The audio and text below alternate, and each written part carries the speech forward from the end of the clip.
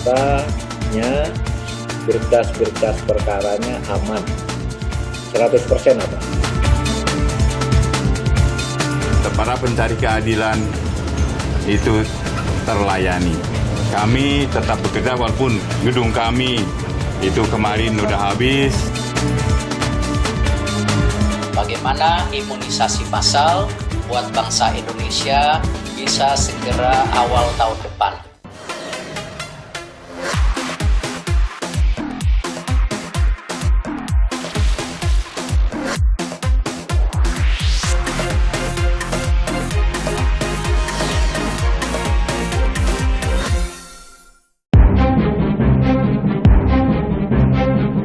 Pemirsa News or Hoax, ini adalah pantauan udara kebakaran yang terjadi di kantor Kejaksaan Agung pada Sabtu 22 Agustus lalu. Di hari tersebut sejak pukul 7 malam, warga Jakarta dihebohkan oleh peristiwa kebakaran yang melanda kantor Kejaksaan Agung di Kebayoran Baru, Jakarta Selatan. Api yang berkobar baru bisa dipadamkan 11 jam kemudian pada Minggu paginya. Setidaknya ada 43 unit pemadam kebakaran yang dikerahkan untuk memadamkan api yang awalnya berasal dari lantai 6 gedung tersebut. Menanggapi reaksi atas kebakaran ini, masyarakat pun membuat beragam spekulasi dan skenario pribadi mengenai penyebab peristiwa tersebut. Di media sosial misalnya, masyarakat khawatir bahwa kebakaran ini akan memengaruhi proses hukum yang sedang berjalan di Kejaksaan Agung dan peristiwa itu berpotensi merusak berkas-berkas penting yang tersimpan di dalam kantor yang sudah berdiri sejak 1968 tersebut. Mahfud MD selaku Menteri Koordinator Bidang Politik, Hukum, dan Keamanan pun memberikan pernyataan dalam menanggapi dampak kebakaran tersebut terhadap proses hukum yang sedang berjalan di kantor Kejaksaan Agung yang dia tulis di media sosial Twitter.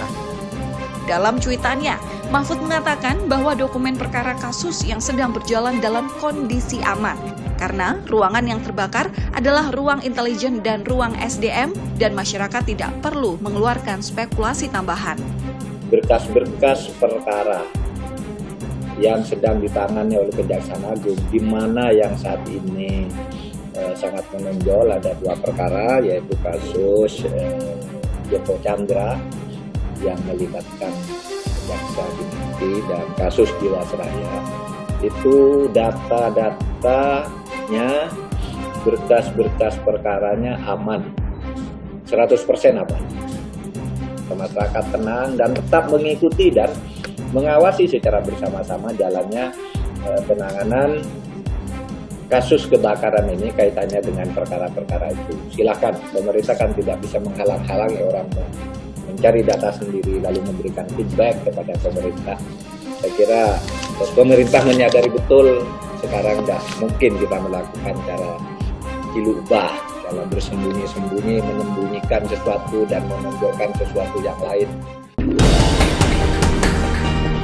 Sebenarnya ini bukanlah kali pertama gedung Kejaksaan Agung mengalami kebakaran. Sebelumnya, gedung yang terletak di Jalan Sultan Hasanuddin, Jakarta Selatan ini juga pernah terbakar 2 kali, yakni pada 1979 dan 2003. Mengutip berita yang pernah dimuat dalam Harian Kompas edisi Rabu 10 Januari 1979, sebagian kantor Kejaksaan Agung mengalami kebakaran 1 hari sebelumnya. Kebakaran yang terjadi pada pukul 10.30 waktu setempat itu telah melahap sebagian besar sayap kanan dari kantor tersebut. Diduga, kebakaran dipicu oleh hubungan pendek arus listrik. Dalam insiden itu, ruang bidang intelijen, operasi, tempat rapat, dan biro perencanaan habis terbakar. Ditambahkan, bangunan yang terbakar tersebut merupakan bangunan yang baru saja 2 tahun selesai dikerjakan. Selang 24 tahun kemudian, pada Sabtu 22 November 2003, kembali terjadi kebakaran sebanyak 2 kali di gedung yang sama. Informasi ini dikutip dari Harian Kompas yang terbit pada Minggu 23 November 2003. Secara kronologis, kebakaran pertama kali terjadi sekitar pukul 6.15 waktu setempat yang menimpa seperangkat kontrol panel listrik yang terletak di lantai 2 salah satu gedung Kejaksaan Agung. Setelah api dapat dipadamkan oleh sejumlah petugas pemadam kebakaran dan staf kejaksaan pada pukul 07.30, kembali terjadi kebakaran pada pukul 11.50. Kebakaran kedua ini terjadi di dekat ruang keuangan di lantai 3, tepatnya di atas ruang kontrol panel listrik di lantai 2. Api pun dapat dipadamkan setelah dikerahkan sebanyak 26 unit mobil pemadam kebakaran dalam kurun waktu 20 menit. Sedangkan penyebab kebakaran ketiga yang terjadi pada 22 Agustus lalu itu kini masih dalam tahap penyelidikan. Dan untuk sementara waktu, para pegawai di gedung utama Kejaksaan Agung yang ruang kerjanya terbakar akan menempati kantor yang dibagi di 2 tempat. Untuk saat ini, Jaksa Agung Sanitiar Burhanuddin akan berkantor di Badan Diklat Kejaksaan yang terletak di Ragunan, Jakarta Selatan.